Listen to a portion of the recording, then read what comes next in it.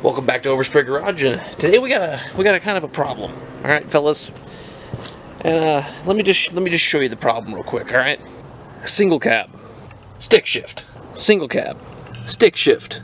Single cab, stick shift. Chevy S10 automatic doesn't count. Still a Chevy S10. Which brings me to our solution to this here problem. This fine specimen of a 1989 Ford F-150.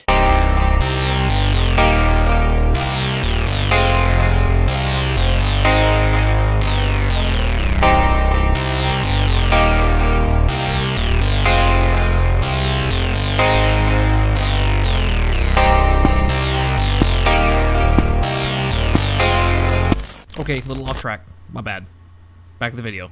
But most importantly, this is the Supercab edition. You know that it is because of the way that they made. What is this? What is this? Why is this two separate windows? Why'd they do that?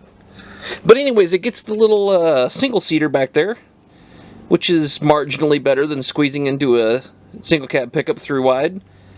But so yeah, this thing has problems though, obviously, because we buy cheap pieces of crap. So we're gonna fix it up.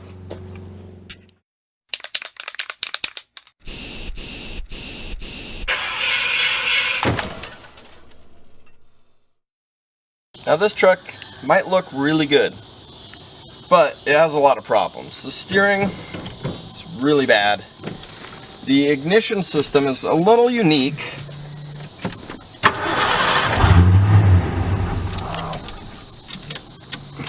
Never seen that particular type of push button start before, and the transmission mount is completely gone. Now this 1998 this 1989 Ford F-150 is having the frame split when you steer because the rivets have come undone. So that's the first order of business. So as you can see in here, this is what we were talking about. The whole frame is twisting under the forces of the steering box because there's a rivet right back there that ain't doing nothing, and that supports the whole front suspension system over on that end. So yeah, we're gonna fix that because that's not great. Now, unfortunately, all of the footage of removing this rivet from the frame was how do I put this? Non-YouTube friendly. So instead, here's a picture of a cat. His name is Shed. Say hi to Shed in the comments. Or else. Well, the frame's fixed, but the steering still sucks, so, you know. It was at this moment that we realized we don't have a new pitman arm, and we also don't have the right polar. So this was going to get interesting. What do you have to say to the people, Austin? Well, our pitman arm's always stuck.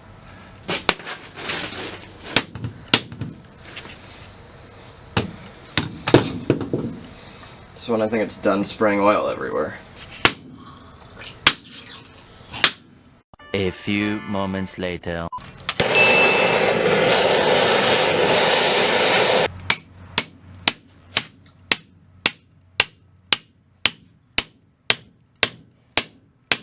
Swear I got it to move.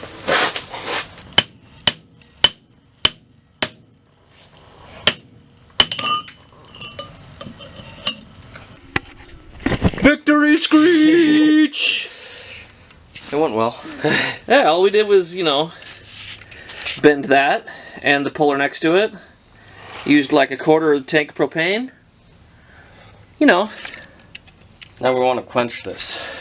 Yeah, Make it it's nice to work and harden brittle. it. Yeah, nice and brittle, yeah.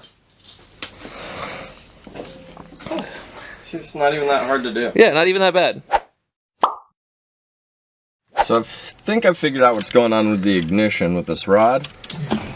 This rod is our key currently. The key only keeps the steering wheel from being locked. That's got a lot of play in it. So somebody bent this rod to make a race car push button start, but this isn't a race car, so we're gonna fix that. Contact. Spinny, spinny, spinny. This to you disassemble. In an effort to make the truck take 3 seconds to steal instead of 1 second to steal, Ford devised this beautiful linkage system. It's a bit much, I'll be honest, but just that part.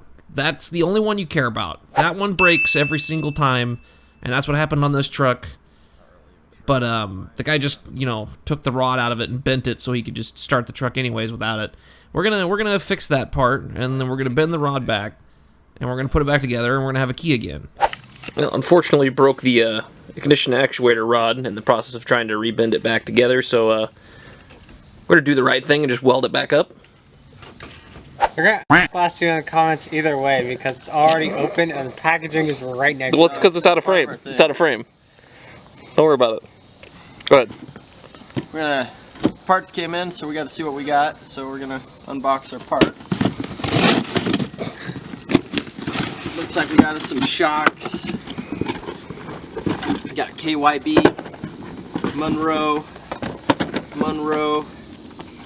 KYB, and a singular wiper blade. So we're gonna get those put on the truck so we can start daily driving it. So you might be wondering why we're getting shocks.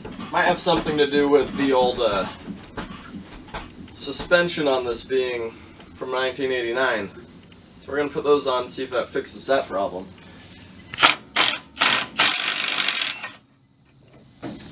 Any comments to say to the people? I wish I had some penetrating oil. If you guys want to know how much effort it took to get this little bolt off the top of the shock, using hand wrenches, this is hot to hold. It's got good dampening still. I might actually reuse this on a different project. That's how you know it's good for drag racing performance. For the launch. The transfer, yeah. Shocks always do like a little bit. Enough to make it. So These ones, nothing. Not like there doesn't even exist. Fire these brand new KYBs on here, dude. We're gonna have such good handling in the front. It's gonna make it so much better. Monroe's in the back. It's gonna be so much better. Oh yeah. Shocks and tires, guys. That's #1 handling issues. No. #1 handling issue is not having a big enough engine. The bigger engine makes better handling? Yeah, more power. Bigger engine, better mileage, better car, Papa John's? Gotta be quick now. You don't want that shock to extend on you. Fire that bad boy in there. I missed. Dang it. We only need one shock, right? One on each side. We'll do a back right and a front left. Or no, the other way around. Yeah, that seems appropriate. Logo out if you're proud of it. If it's a good part, logo out. Logo Bad out. part, logo in. High quality. Look at that. Logo out. XLG. Go another shock out. As you can see, this one is also definitely fried. How's that last one looking in there, Austin? It's next to the gas tank. So I'm gonna be really dramatic and be sad about it. Okay. More sad, more dramatic. Oh yeah. More.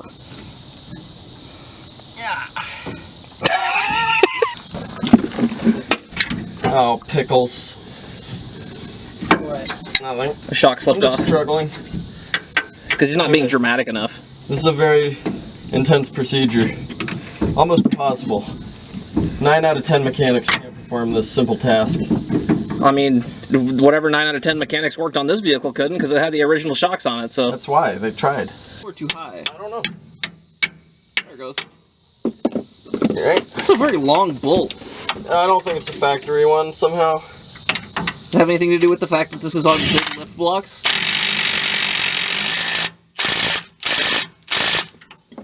Torqued. What's the torque spec on those? 200 Newton meters. That was a terrible week.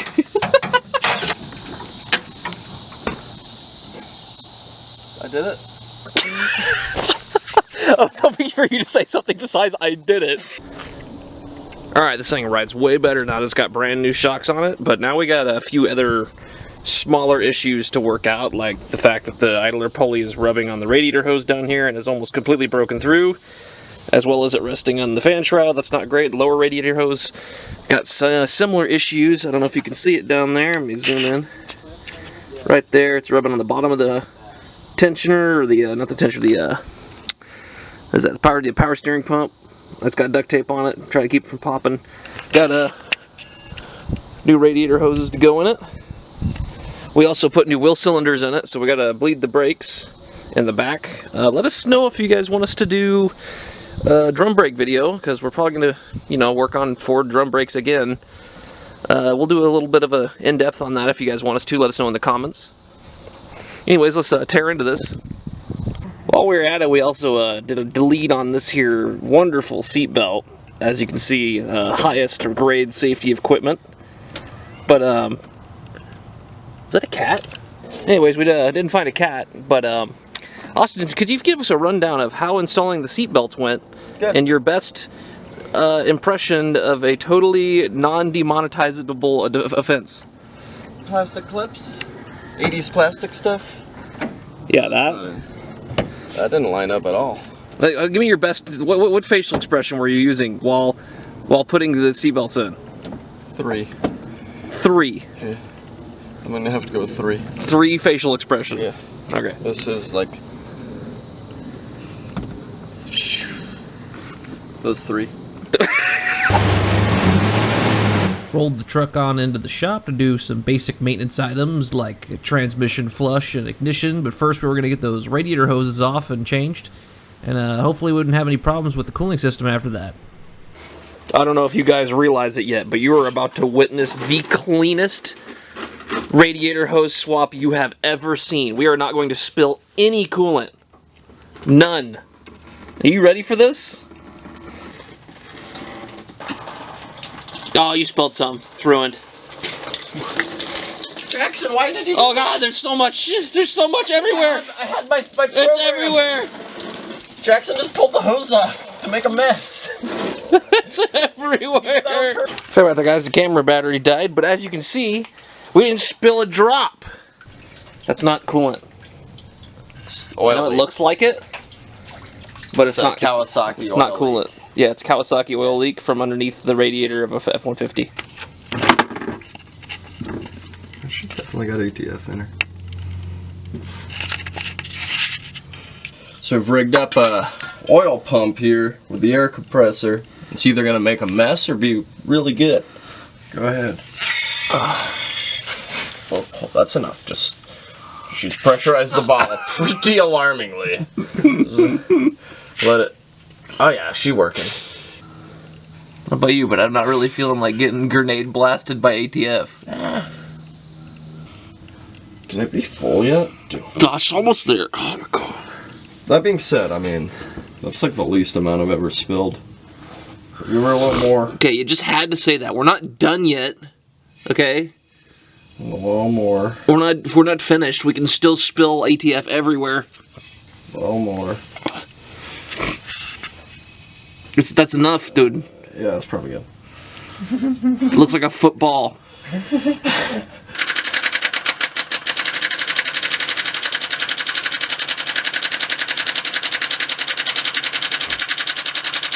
Okay.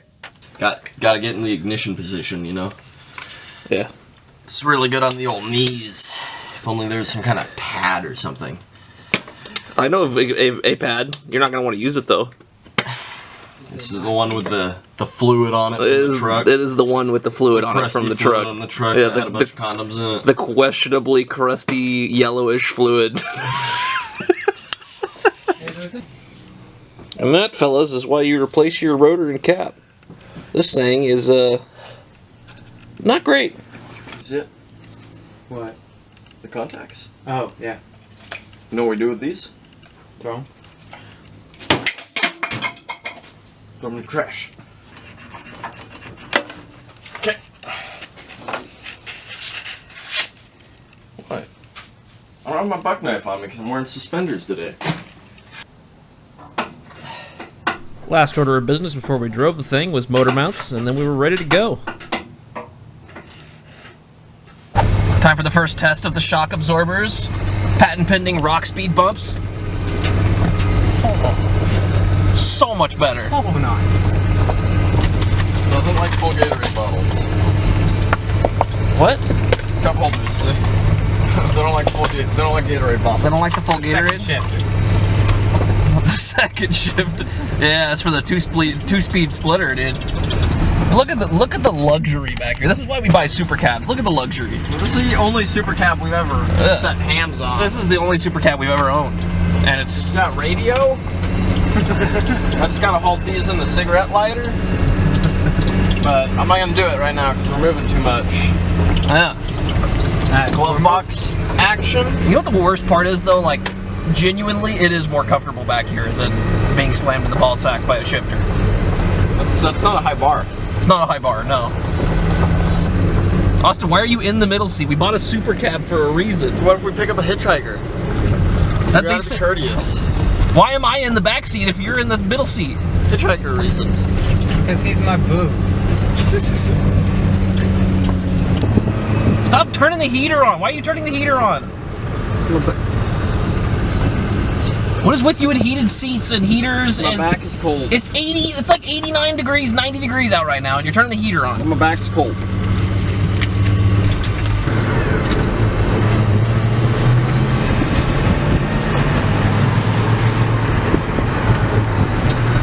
And with that, guys, we turned our garbage F-150 into a marginally better automobile that will then be abused for the next 10 years. We'll catch you next time on Overspray Garage.